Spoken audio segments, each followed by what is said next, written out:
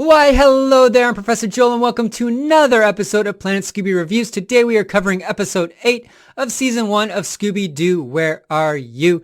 And this episode is called Foul Play in Funland, and it originally aired on November 1st, 1969. The premise is the gang are investigating a deserted amusement park that has been shut down for this season, and they're getting ready to start up again, but no one is on the grounds at night and the rides are operating by themselves, so the gang go and investigate. There's a bit of trivia with this episode, the first one being that this is the classic episode where we see Scooby-Doo lick the cotton candy off of his face.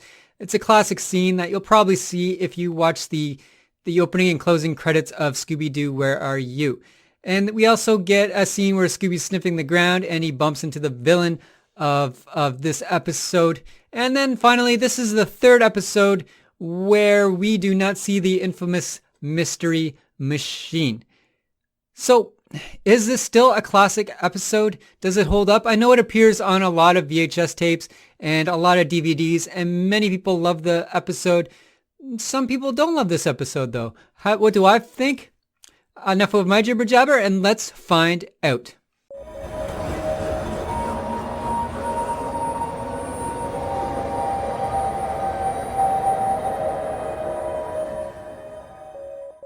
The episode begins with the gang digging for clams on the beach at dusk. As the sun sets, they notice the lights turn on for the closed Funland amusement park.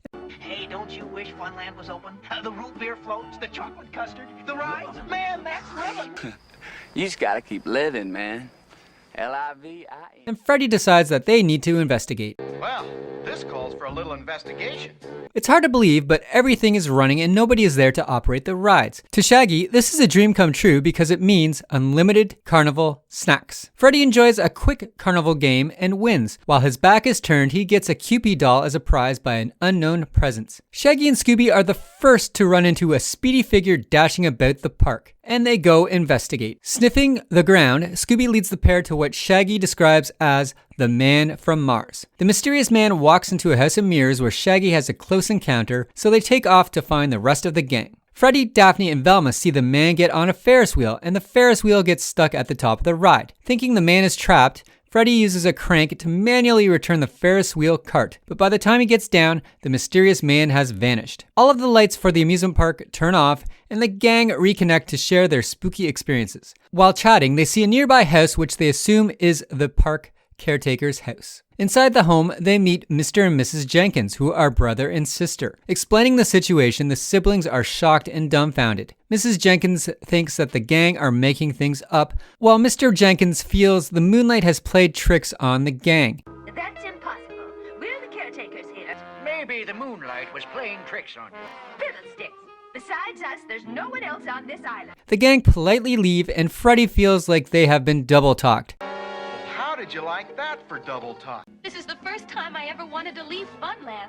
So they head back to the beach to keep a watchful eye on the park. After an hour, the amusement park lights up again. This time, the rides are running crazy, with the merry-go-round spinning backwards, the cotton candy machine is puking out cotton candy everywhere, and the hot dog stand is shooting out hot dogs like missiles. The gang see the strange man juggling on the boardwalk, so they rush after him. The man escapes into the tunnel of love, so the gang hop on a boat and take chase. Like a torpedo, the man crashes into the gang's boat, and they all end up in the water, ruining Daphne's hair. I'll make him pay for what he did to my hair. Splitting up, Scooby and Shaggy are the first to find the torpedo man, and a quick chase ensues. Scooby and Shaggy hop onto a roller coaster, but the man climbs up the cars after him. Freddy sees that they are trapped, and Freddy slows down the ride to save them. Once on the ground, they see the man dive off the top of the roller coaster tracks. When they go investigate where the man landing is, he is missing. Freddy soups up an electric cart so they can keep pace with the fast man. The cart is so fast that Velma's glasses fly off and she takes herself and Scooby for a blind ride. The pair cause a lot of chaos until they are slowed down by a heap of cotton candy. At this point, we see the legendary scene where Scooby licks the cotton candy off of his face.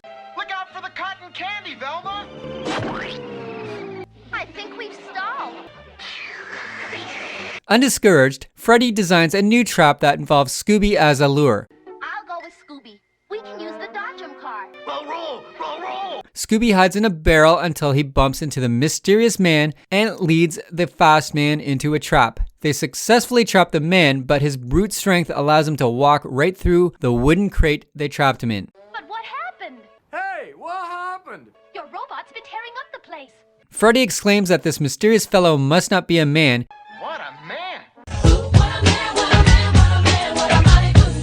and Mr. Jenkins, the park caretaker, appears and tells them that he is right. Holding a remote control, he explains that Charlie is a robot. He's not human. More human than human is our motto.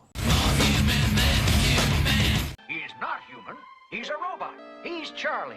I programmed him to operate everything in Funland. Charlie was programmed to run the park but is now out of control, and Mr. Jenkins does not know why. Using an electromagnet, they almost capture the robot, but a pair of shears mysteriously cuts through the magnet cable, setting the robot free. Unfortunately, or fortunately, the magnet has interfered with Charlie's circuits, What happened? Hey, what happened? and he's out of commission. Scooby realizes that someone else is nearby and points at a nearby fence. Velma calls for the person to come out, and we see Sarah Jenkins. She says that she was concerned Charlie could be dangerous to children, so she caused it to go out of control, and the gang agree that he could be in danger. I don't think robots should work where children come to have fun. I just wanted a perfect robot. Mr. Jenkins agrees as well, but fixes up Charlie regardless, and the episode ends. I give this episode an 8 out of 10. Whilst Charlie the Robot wasn't that spooky, and you know I love spooky, I did find the atmosphere of the amusement park pretty spooky, especially at night with the rides operating all by themselves. That was very cool. And there are a couple of spooky scenes with Charlie himself, even though he turned out to be a robot. The one scene I found spookiest is when he's just on top of the roller coaster and the gang are terrified to see him, and then he just does the unthinkable and dives right off. That was incredibly unsettling. Also, some people do have a robot phobia and are terrified of robots, so this might be the scariest episode for them, and this might have been the episode that set it all off when they were kids. Who knows? I also liked what they did with the amusement park in and of itself. They left no stone unturned. They covered everything. They covered the haunted concession stands, the games, the roller coaster, and other rides going all crazy and wonky. And they showed some really cool exhibits like the House of Mirrors, the Tunnel of Love, the Wax Museum. Just a great episode overall in terms of taking advantage of this scenario. And I loved every second of this. I still only give it 8 out of 10 because it just doesn't have the spookiest villain, but I think this, and many will agree with me, is classic Scooby-Doo. And if you mention Charlie the Robot to someone, they probably know exactly what you're talking about if they're a Scooby fan. This episode also had some really funny scenes. One in particular stood out for me is where Freddy takes the bumper car and he turns it into a souped up car that Velma is driving, and she loses her glasses, and Scooby's sitting beside her, and he's freaking out like a dog normally would, right?